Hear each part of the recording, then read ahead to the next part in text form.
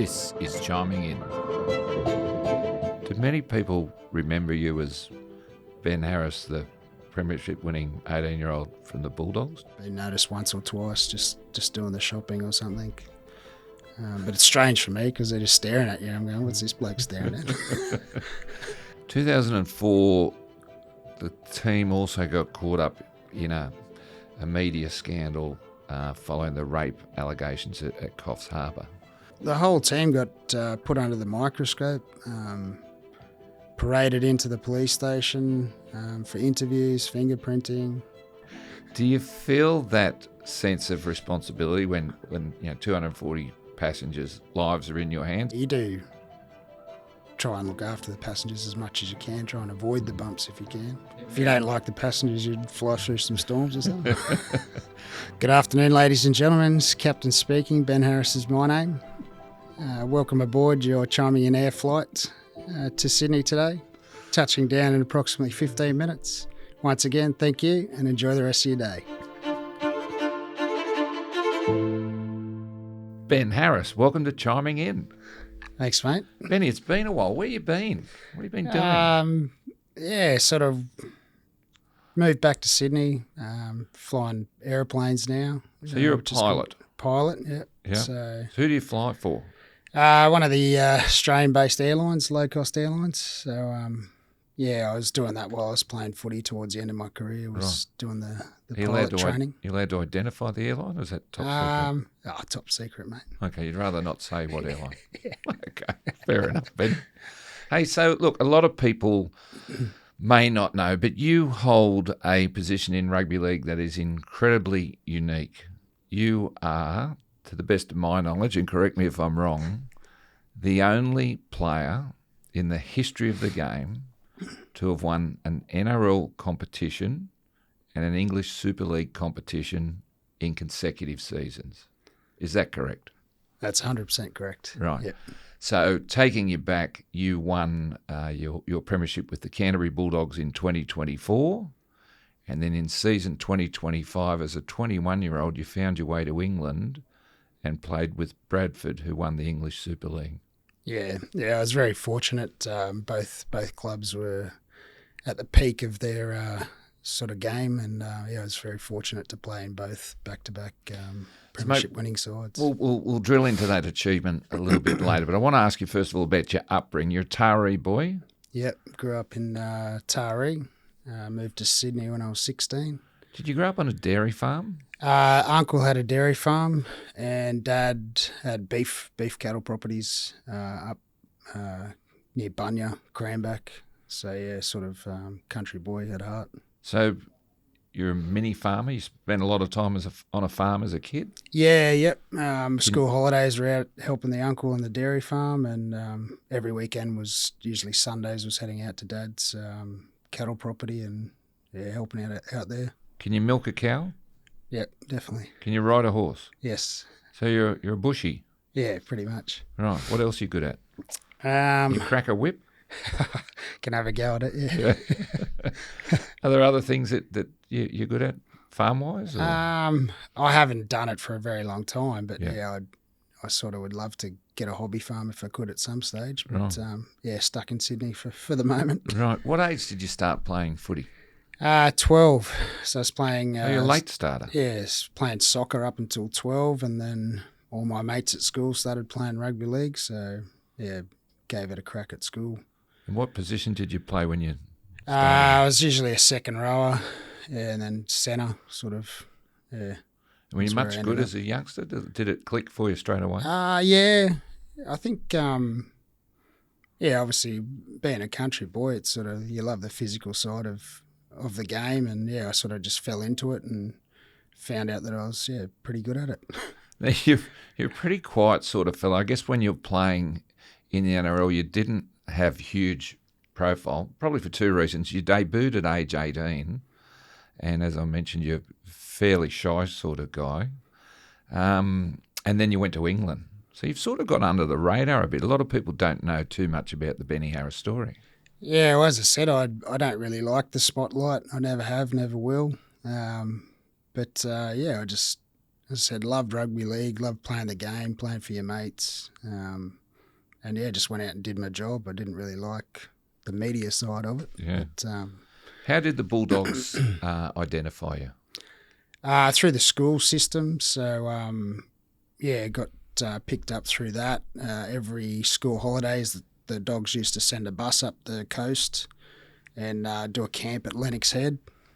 Spend a week up there, and they just run you through some drills, some programs, stuff you could take away and work on at home. So that's how I got picked up by the Dogs.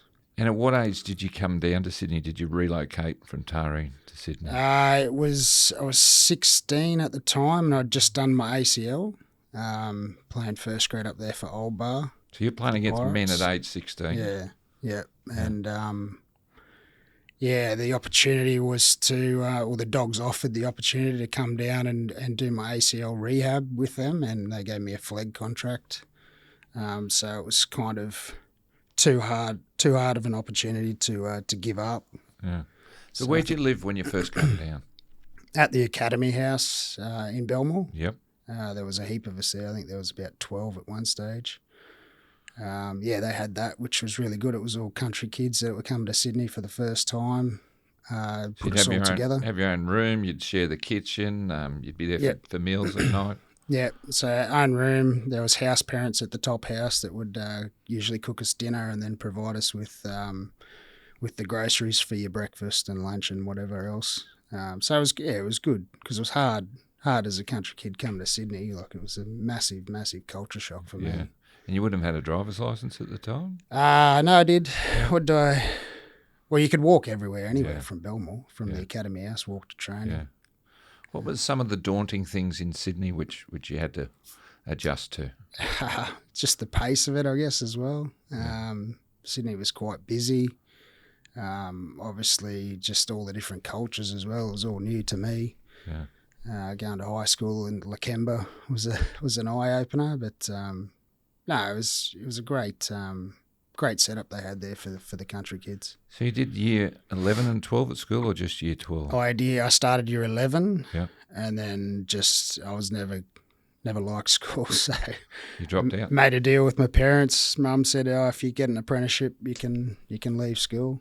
And literally the next day, got a Sparky apprenticeship. Right. So how did you go being a Sparky? How long did it lasted 6 months, I think, from memory. I lasted doing the Sparky thing, and then as I said, I had that breakout year in 02. Actually, I think it was 01. I went full time, end of 01. Dropped the trade and just went full time footy. What was it like debuting at age 18? Rugby league's still very new to you. You only started when you were 12. Do you remember your debut game? From memory, I think it was against the Dragons early in the 02 season, I think, from memory. Playing in the centres? Playing in the centres. Willie Talau got injured, I think, from memory. Right. But, I mean, that whole top squad that we had there, everyone was welcoming and helpful with the development of us younger guys. So you never felt out of place. Yeah. It was good. So you're new to first grade, but in 2002, Canterbury got caught up in a massive salary cap scandal. Yeah. And you obviously weren't getting all the money. Somebody else was. Definitely wasn't me. Do you remember what sort of money you're on back in 2002? I can't remember. Maybe 50,000, maybe. Right. Whatever the minimum Playing was. Playing first grade on the minimum, yeah. That salary cap scandal obviously meant I think the club lost their points. Lost all our points. Yeah, I think it was 37 points. Yeah, it was something. Yeah, and had to offload players. Yeah. And obviously couldn't sign players. So I guess from a pathway point of view, there was at least opportunity there. That was one of the positives that come out of it. Yeah, it was fortunate enough, though, that we didn't get too decimated with all that. We kept most of the squad. A lot of guys took pay cuts to keep the squad together because we knew we were building something at the club. But it was, as I said, it was new to me, so I sort of didn't know too much about it. It was obviously in the background, all the salary stuff. But was money a driving factor for you at the time, or were you just so glad to be part of it? No, money was never never a driving factor for me. I honestly loved rugby league, loved playing the game, loved the physical side of it. Training, I just loved it. What age did you move out of that Canterbury house? I stayed there about 12 months, and then a few of us guys from the house went and got a house together. Do you out remember at who you Reesby. lived with? Yeah, Matty Riddle was there for a bit. Yeah. And Rocky Elsom. Rocky Elsom. Yeah. Big Rocky. Who went on to play for the Wallabies. Yeah. He was playing flag with you at the time. He was playing in our flag team, yeah. Yeah. Was your flag team successful? Yeah, once again, I was very fortunate with the teams that I played in. I think 01 we won the flag competition, and then 02 reserve grade we won. 03 I played the full season in first grade, which was good, and then 04 obviously won it. 05, all downhill from there. How did you cope living on your own in the big city, mate, with a couple of mates? Was that harder than the house? No, the house was a good building block for the country, for us country guys. As I said, moved out with guys that I knew and lived with before, so that was easy. Just getting used to the different areas, I guess. Reesby, then we went to Cronulla. But no, it was fine. Yeah. 2004, who was coaching at the time, and what was the team like? Take us through 2004 right up until the grand final when you won the comp. So 04, Steve Folkes was the coach. We sort of, it's a long time ago, I'm just trying to remember. But no, as I said, we had that really strong squad, and we didn't have too many injuries at that point. We just built throughout that season. We knew we were going to do something special. We never lost belief that we're going to put in a big effort for that year. Grand final against the Roosters? Roosters, yep. That was... was it great Sonny Bill Williams there? Sonny Bill was on the bench. Right. So, our bench was Thurston, Roy Asatasi, Sonny Bill and Rennie. That was your bench? That was the bench. 4 internationals? Yeah. So, right. We weren't struggling for talent, but it was a tough game. 13-6, I think the score was in the end. But once again, we never doubted we were going to do it. I bet you could never have imagined you were going to win an NRL premiership at age 18. No. 6 years after you first started playing the game. Yeah. No, it was... as I said, I was just very fortunate to be part of squads that were full of talent and just, very lucky. Did playing soccer at all give you some sort of grounding or advantage to the game? Any things it helped you with? I think it did. It was just, sort of, soccer's obviously a very different game, not as physical, but just positioning and stuff, I guess. But as I said, most things that I do, sport particularly, I seem to pick up pretty quick. I don't know. Yeah, obviously mum and dad had something to do with that. But So 2004, you win the comp and obviously go on to play the World Club Challenge. Did you play in that game? No, I missed that game. End of 04, I had a shoulder reconstruction. So, I missed that trip, which was unfortunate. But, we watched the game at Homebush with the fans on the big screen. So, I missed that, unfortunately. So you've had a knee reco and a shoulder reco before you're 18. Any other injuries? Knees and shoulders are multiple knees and shoulders. Yeah, multiple knees and shoulders. Not reconstructions, but clean outs. And so you're hardly off the tarmac as an NRL player, and you're well and truly visiting the doctors. Yeah. Is that misfortune?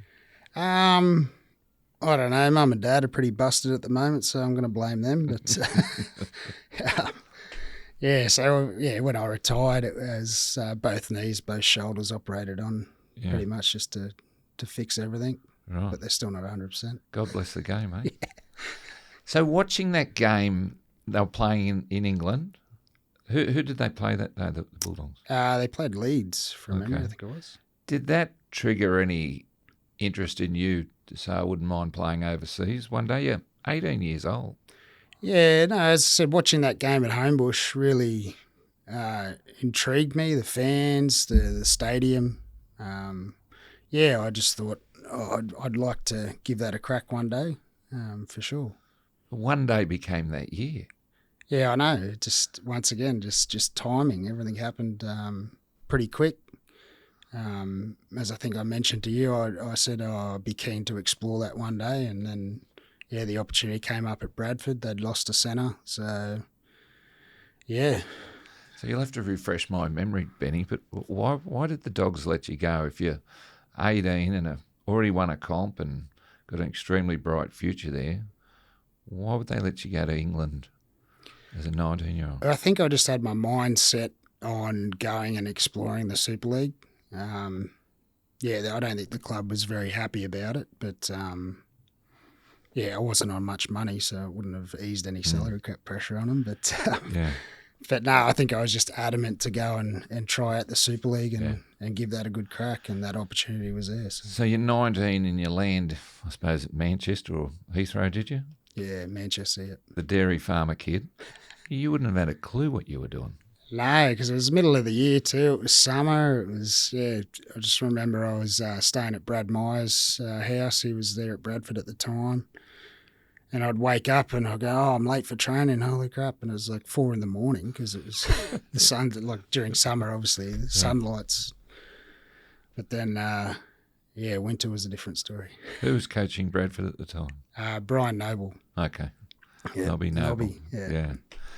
So the team goes well. The team's competitive. Get to the grand final. You win another comp. 2 comps in 2 years. 2 different hemispheres. Yeah. Do people remind you about that you hold a unique record in rugby league? Nah, as you mentioned before, I was never high profile, so you only ever get the diehard Dogs fans that recognise me anymore, or at the time. But yeah. Did John Bateman have a crack at it recently, doing it with? He would have went close, I think, Yeah. because he was Canberra. It was Canberra and then And then he went over to Warrington. Was it? yeah. I think they got beat, did they? Yeah. So, but yeah, I'll hang on to it for as long as I can. You still got your jumpers? I do. I got boxes of them. Right. Yeah, it's weird. I go through them every now and then just to bring them out and have a look at them. Yeah. But yeah, the old cotton jerseys, geez, they would have been heavy. The old days. Wearing. Yeah. Hey, your lovely partner, Kat. How did you meet Kat? So Kat, she was Corey Hughes, his partner. We're good mates with Kat, so that was kind of like a blind setup. Yeah, it was funny. I wasn't even looking for a missus at the time, but they're trying to set us up, and a couple of times it was just near misses, like after a game in Melbourne, because Kat was down in Melbourne. We'd miss each other, and then finally, met her here in Sydney, and then, yeah, rest is history. Did she make the journey to England with you? She did. She did. So, yeah, she's a flight attendant. Oh. And yeah, Qantas was opening a London base at the time, so I was pretty fortunate she could transfer over to London to fly out of there and follow me there. But yeah, she's followed me around everywhere, which has been good. You she must love me. You love her. Yeah, that's she good. must love me. Mate, what do you like the most about English football? It was a different it's a different style of game, I think. I found it more physical, but not as quick, if that kind of makes sense. I love the crowds. The crowds would just heckle you all day. Yeah. And it was kind of, it was good. They sing? They sing, scream profanities at you. Yeah. Yeah. It's, and they're so passionate, aren't they? Oh, they love it. They love their footy, yeah. Yeah. So much so that, you know, they're more likely to mob you in the streets over there, aren't they, at the local pub or... Yeah. No, it's the whole sort of shadowing off the Premier League sort of style. Yeah. Fanatics. Even the setup that they had at the club was very much similar to sort of a Premier League side, I guess. But we had a chef that would cook us lunch. Yeah. Kit man that would wash your kit and stuff. We never had that at the Dogs. No. No. No. Did you get into the English Premier League? Yeah, love it. Still follow it. Oh. Yeah, those guys are just unbelievable. The skill level that they have, and the stuff they can do. Did you go to any games? Yeah. Well, the grand final was at Old Trafford, so Manchester United's home ground. So whenever there was games on, I'd make the effort to go down and watch, or even the local Bradford side was good. Yeah. What year did you come back to Australia? End of '07. So yeah, '08 came back to the Cowboys. We signed a 1-year deal for there. Bradford were going in a different direction. I would have liked to have stayed, but yeah, it was time to come back. So what was life like in North Queensland? It'd be pretty hot, Benny. Yeah, it's a big difference going from England to the humidity of Townsville, but settled in all right there. I had my brother and his wife up in Townsville, so it was easy to have. Your brother played a bit of footy, didn't he? Younger brother, he played locally. Yeah. My older brother, he played reserve grade for Balmain. Right. So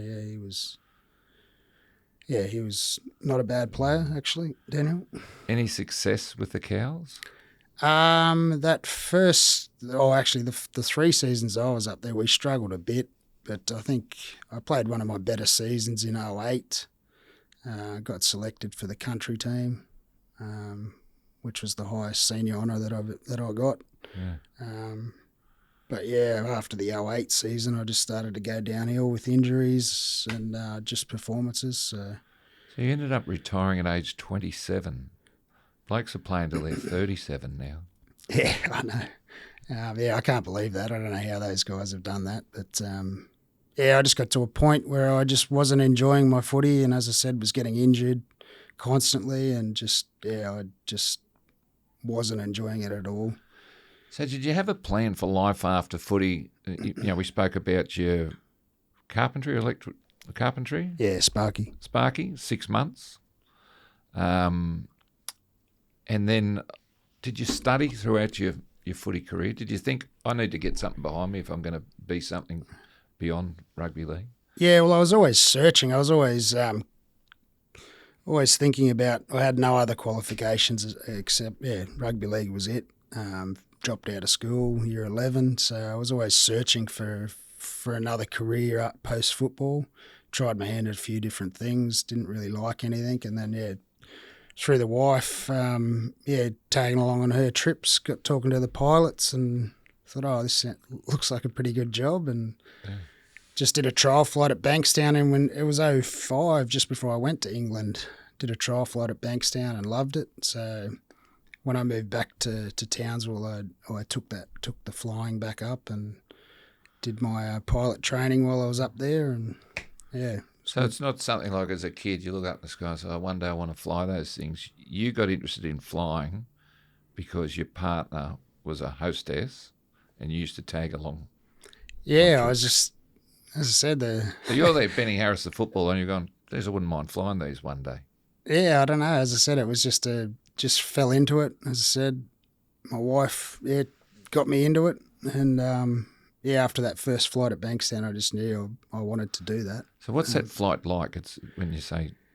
Well, you just go... touch the steering wheel at all? Yeah, you jump in with an instructor. Yeah. Go out to the training. They call it a training area. It's just a bit of airspace where you can do what you want, pretty much. And he'll just instruct you on what to do, and you just steer it around, take it up and down, roll the wings a bit. Yeah. And you pay for that privilege? Yeah, of course. Yeah. So that one flight. So where do you go from there? What's the next step? You said you went up to Townsville. You've obviously got to study the courses you do, is there? Yeah, there's a lot of theory exams in it. I think there's at least 16 in total. And then it's just all your flying training.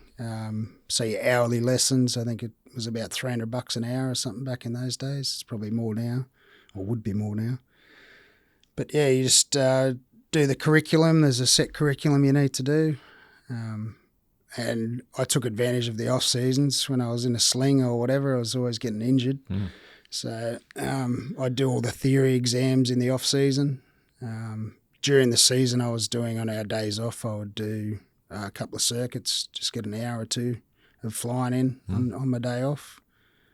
But yeah, I just loved it, and I knew that's what I wanted to do.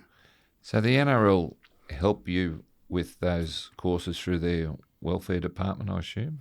Yeah, towards the end, that was starting to come in. Each club was allocated a certain amount from the NRL for education, and I was actually lucky because not many of the players at the time were taking advantage of it. So I ended up getting the whole cap, yeah, which was good. But I'm sure it's a lot better these days. Yeah. But so were you getting as much as $15,000 a year to study?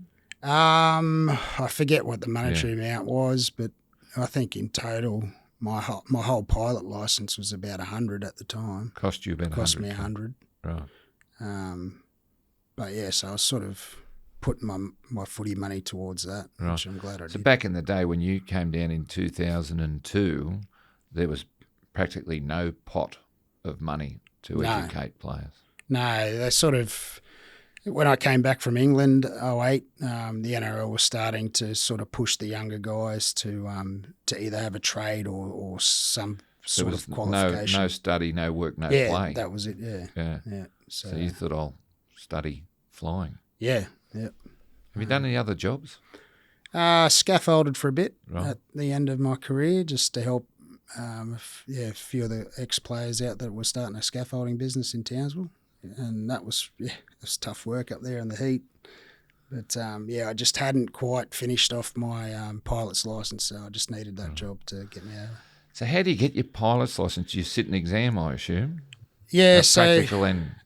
Yeah, there's practical and theory. So for your commercial licence, I think there was 7 theory exams. And when you say commercial, is that to fly a jet? You have to have a commercial licence to fly and get paid. Right. You can have a private licence that you can just fly whenever. Okay. But if you want to do it as a job, you need a commercial licence. Okay. So what do you got? 7 exams? 7 exams for the commercial, and then the same 7 or similar 7 exams for your airline licence. Right. Is it like a driving exam where the bloke goes up next to you and sits on your shoulder and says turn left here and turn right here? It's just a computer-generated exam that you have to submit within a certain time frame. And I think the pass mark was 70% or something. What'd you get, Benny? 71. 71. Not bad. Not bad for a school dropout. Yeah. But and that was the other thing. I had to go back and do year 12 maths and English to get into the airlines because I had that requirement. Right. So that was. Were you good at maths? Loved maths. Maths was the only thing that I liked at school. Right. Because there was always one definitive answer. Yeah. English, on the other hand, interpretation. So you did well in your HSC year 12 maths? I got through. Yeah. Right. Yeah. You just needed passes? It was just you just needed a pass to get in. Okay. Most of the airlines required it. So obviously you get your little licence before you get your commercial licence. Yeah. What do you do once you get your little licence? So most companies and airlines won't touch you unless you got experience. So I went down the general aviation route. So I went to WA, Kununurra, flying scenic flights around the Bungles. Did that for 6 months. How big's the plane? 6-seater. Right. Yeah, not very big. Right. But that was good. And then... Where's Kat while you're doing that? She didn't go to Kununurra. It was just too hard because she was still flight attending out of Sydney. So she stayed at her parents out at Greystanes out that way. So where are you living over there? I was living in a backpackers. Yeah. So there was just not much accommodation out there, and I just needed to do it because if I didn't get that experience, I wouldn't be where I am today. So you obviously, some pilots are happy flying littlies, and some blokes, pilots, have ambitions to fly jets. Yeah. Without giving your airline away, you now fly jets. Yeah. How many seaters? How many people? What are we, 236 or something? So you fly these planes that people jump on from Sydney to Brisbane or Sydney to Perth or internationally? Do you fly New Zealand or do you fly overseas? Yeah, we do. Bali, Cook Islands, New Zealand. Right. So it's a good mix of short flights and longish 6-7 hour flights. You've got a uniform? Uniform, yep. Right. Does that need to be neatly pressed? And I've got to iron my own shirts, yep. Right. Press my pants. I've got a lot of flying questions for you, Benny. This is intriguing. Don't ask too many. I won't know the answer. Well, I've got a couple of hard ones, all right? Right. What's the go with having to shut the window shade, open them before you land? What's the go there? That's a Can that affect safety. the That's a balance safety thing. I think that's more just if there's Something the plane went down to be able to see in. smoke or fire or something, you can actually see it. I can accept that answer. Yeah. What's the go with turning mobile phones off? The navigation systems. Is that fair income? Yeah. So if everyone we all the time or most times get interference, GPS interference. I was flying to Incheon. Yeah. And obviously north and south don't like each other, but they always jam the GPS signals, so you get errors on your aircraft nav systems. So it is a legit thing. So if everyone had their phone on during the flight, it could be a real problem. Yeah. But wouldn't the because you're 30, and it's also to pay attention to your flight attendant's briefings. I'll accept that answer. You're coming good now. Security, that door that you sit behind, is that impregnable? Pretty much. Right. Yep. You couldn't fire a gun through it? No. Right. You got that little peak hole. You couldn't do anything there. No. What's the procedure with someone wanting to come into the cockpit during a flight?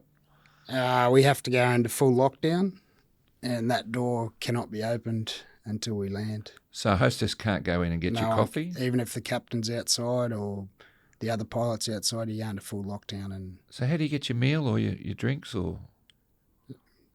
Go hungry, I guess. Really? So that door doesn't open from when the flight leaves till when the flight... If you go into lockdown, if someone's trying to... Oh, if someone was naughty. Yeah, if someone's naughty, you go into lockdown. What about during the flight? Can they bring you a cup of coffee? Yeah. So the procedure is you got the camera, you can see no the one front standing row, behind no one them. there. Okay. Let's talk about scares, Benny. This is important. Have you ever had any frights while flying? Any problems? Technical problems or weather problems or anything? Oh, touch wood, nothing too serious. But, out in Alice Springs when I was flying out there was a couple of occasions with camels on airstrips and, so you just had to... You got to dodge them. You got to buzz them to get them away, Just fly a bit low and fly over the top of them, scare them off. Have you ever landed and have to take off again in the same motion? Yeah, they call that a touch and go landing. We used to do that all the time in training, but I try to avoid that in the jet if I can. Right. What is the go with security and terrorism? Do we still have marshals on planes in Australia? Can you comment on that? Yeah, they still carry air marshals every now and then. Would they identify them? Would you know? You wouldn't know. Only the captain. The captain is the only one that knows whether they're on board or not, and he won't even know where they are, or he or she won't even know where they are. Right. Tom Hanks put that plane down on the Hudson. Yep. What was the name of that movie? Sullenberg, wasn't it? Sully? Sully, that's Sully. Yeah, that was his name. Yeah. Do you look at that and think he's a freak? Not Tom Hanks, but the pilot. Yeah, the actual pilot. He did extremely well. Very calm. And I think I spoke to you before about it. He'd only just gone on to that type of aircraft, so it would have been all new to him. But I guess the key take out of that was he didn't panic, which you very rarely need to panic if anything goes wrong on these new age jets because they're pretty much indestructible.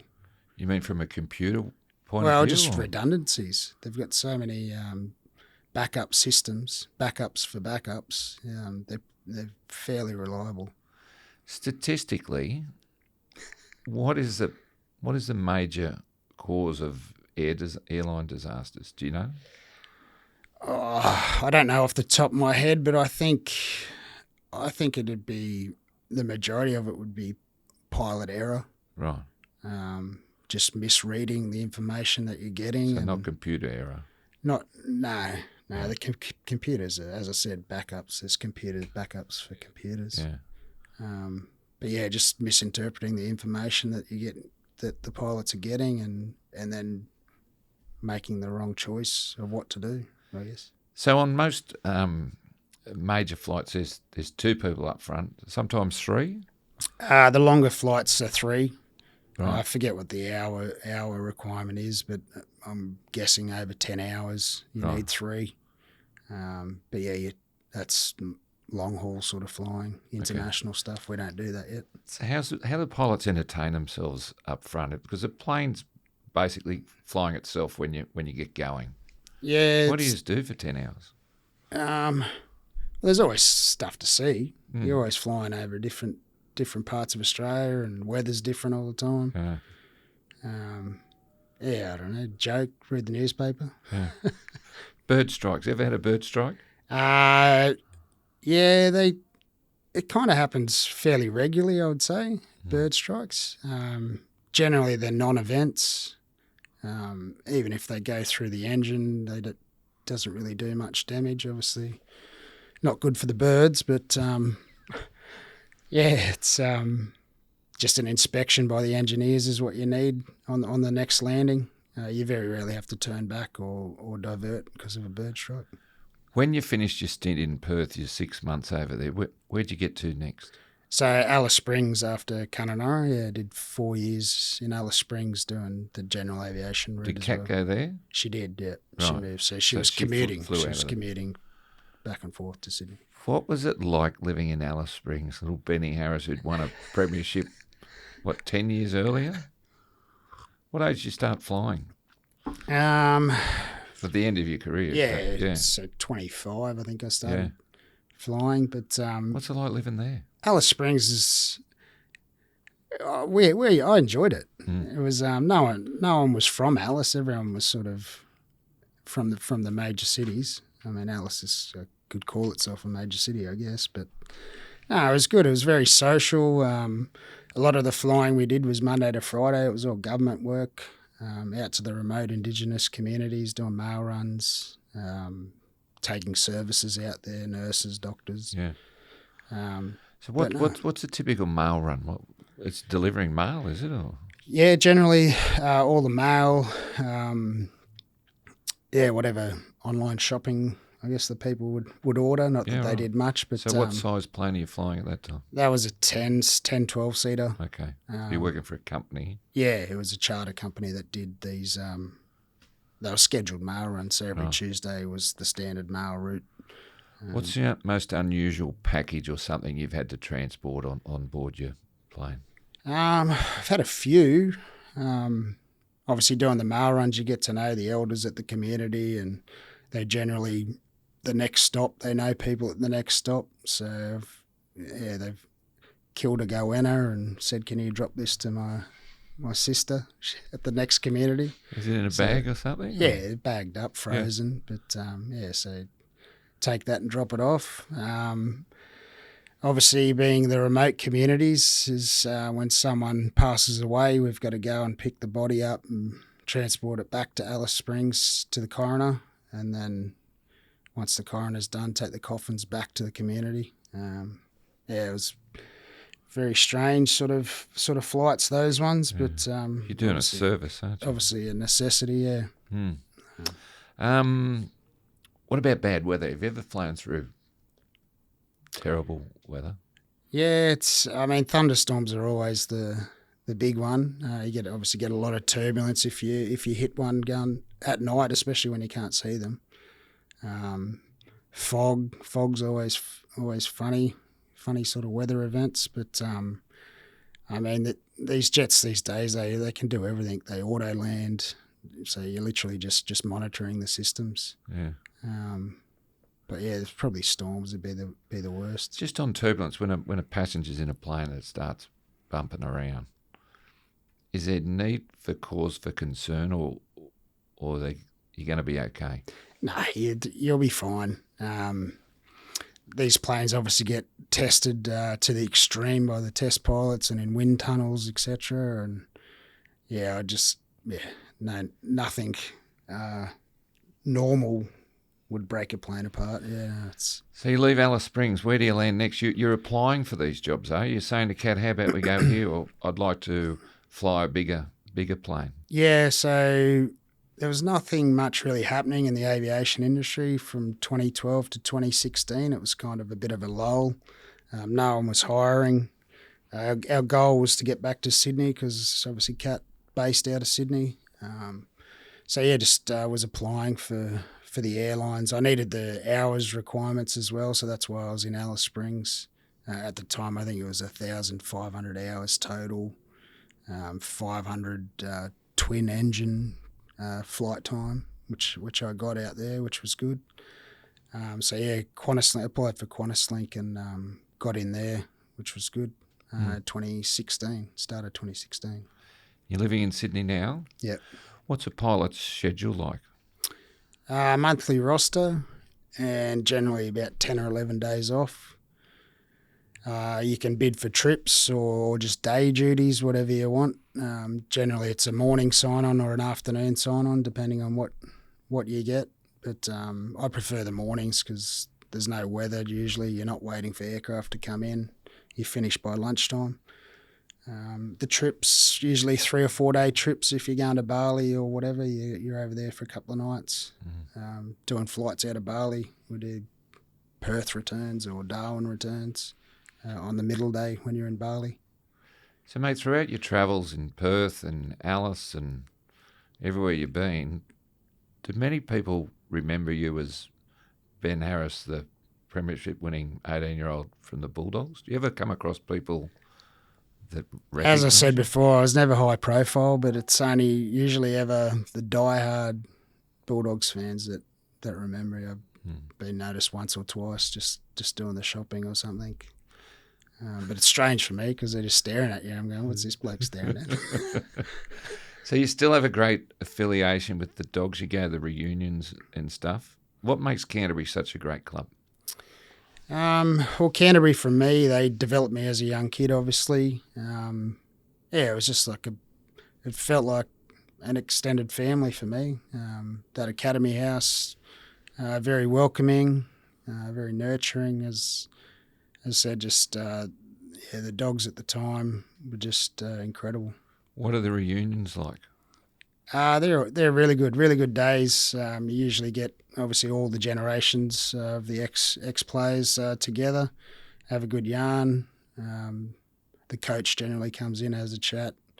If some of the current first graders are there, they'll come and say g'day. But it's good just to reminisce on the old days. And do you have a grand final winning team reunion each year? We try to get that 014. We try and get together once a year, play a bit of golf. Recently, didn't they have something? Last year this was the 20-year reunion. Right. But at the start, one of the games at the start, I think it was around start of the season, they got together.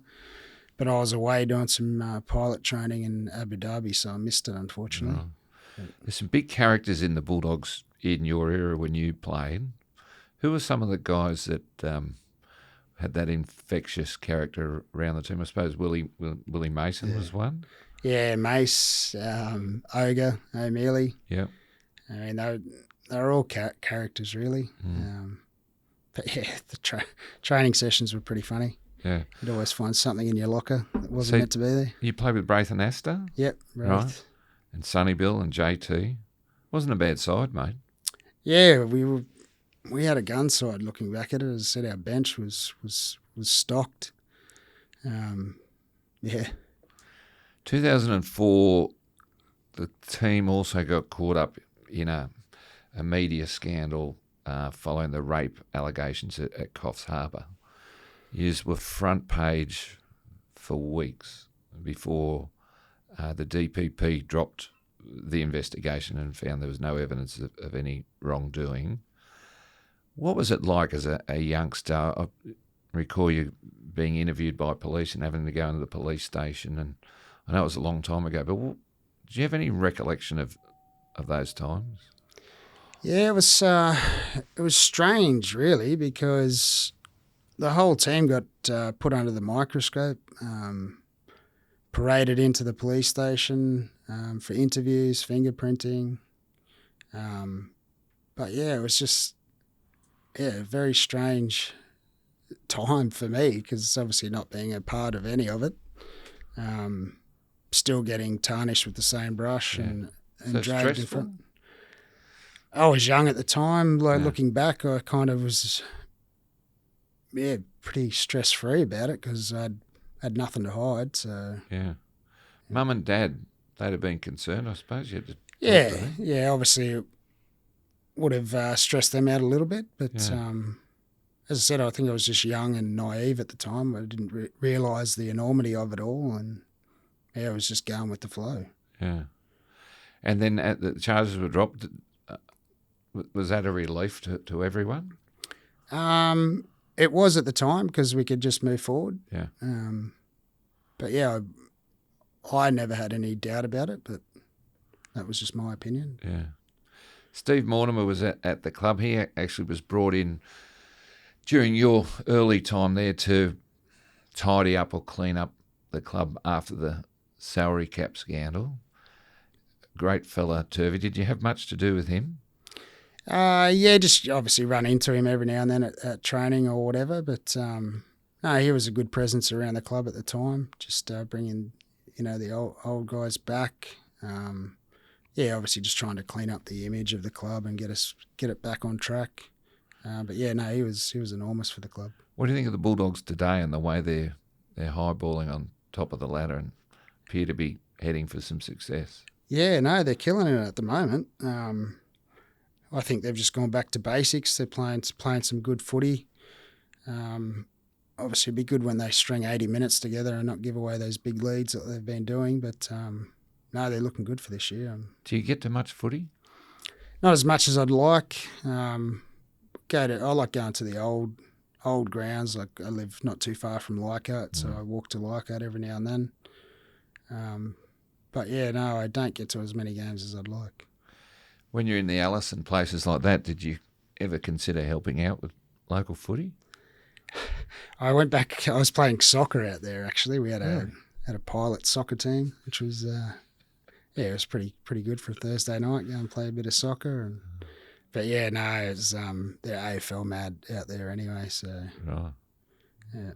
So where do pilots aspire to get to? Your journey has you flying, little 2-seaters and 6-seaters, and now you're flying jets. Obviously you're ambitious and have succeeded in the world of rugby league. Is being captain of a plane something that you'd like to do? Yeah, well, I've just got upgraded to captain, so I am a captain now, which is sort of the pinnacle of flying. But the guys that I flew with out in Alice went different directions as well. One guy's still out there, he's flying for the RFDS. A couple of guys went over to Hong Kong, did the whole private jet corporate flying, and everyone else has sort of moved into airlines either here or over in America. Is there an affiliation between airlines and the Air Force? Can you transfer there? No, but airlines generally like the Air Force guys just because they're obviously quite disciplined and thorough with what they do. So most of the airlines snap the Air Force guys up when they've had enough.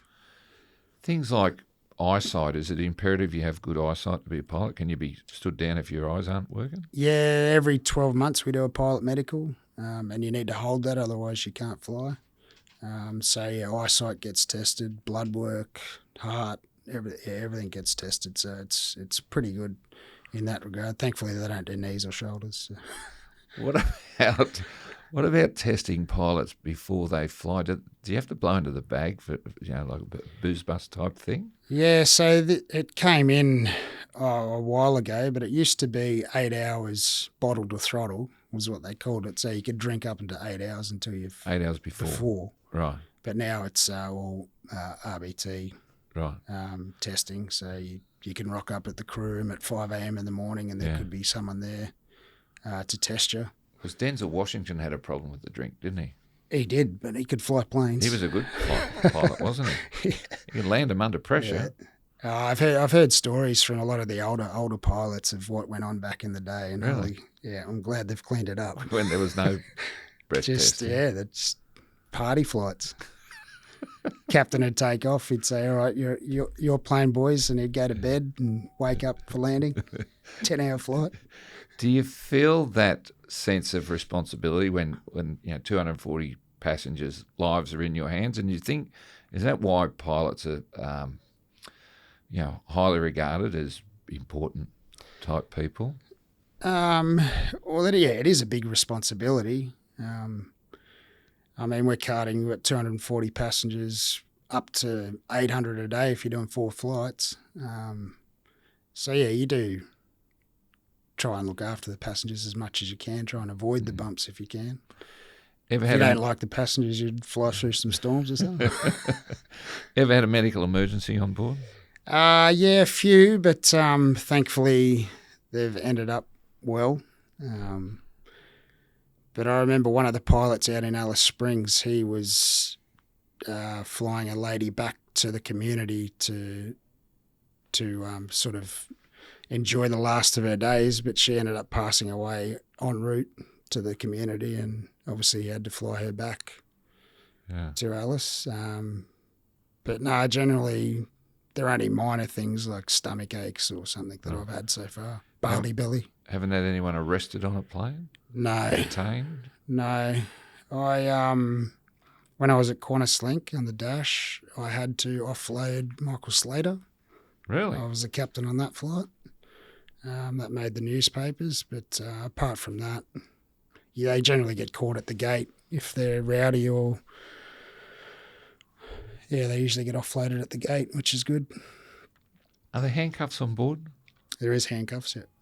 And they're in fluffy ones. No, they're in under the charge of the flight attendants or the pilot. Do you? The captain has to give him permission to use them, right? Unless it's extenuating circumstances, and the cabin manager can override it. Airport security improving all the time. Would it be near impossible to smuggle a gun onto a plane, you reckon? No, 100%. Yeah. I can't even get a tin of tuna through the security. If it's over 100 grams, they take it off you. Yeah. Looking back on life thus far, mate, and whilst league was so good to you, I get the impression you love flying every bit as much. Yeah, the other good thing about flying, I find similarities with sport in some ways. Like every day, every flight's different. Every flight's got its own challenges. So I kind of, attack it the same way that I attacked my league games. So, as I said, I just want to be the best pilot that I can be, and I'm always learning. There's always stuff that pops up that makes me think, and always trying to get better. Are some pilots better than others from the experience they've had, I suppose? Yeah, obviously with experience, makes you a better pilot. But some of the young guys coming through are just all over, like the book side of it, systems, all that sort of thing. But I think you can't. What's the word? Experience counts for everything. Yeah, some of the old guys are just flight on rails. We've seen movies where the pilot passes away or gets knocked unconscious or whatever, and the hostess jumps into the seat and they talking to the tower, and you can do this, you can land this plane. Could I jump into the cockpit of a plane? I'd be sober, by the way. Would I be able to land a plane with no training and just someone on the other end telling me what to do? As I've said to you, if I can do it, anyone can do it.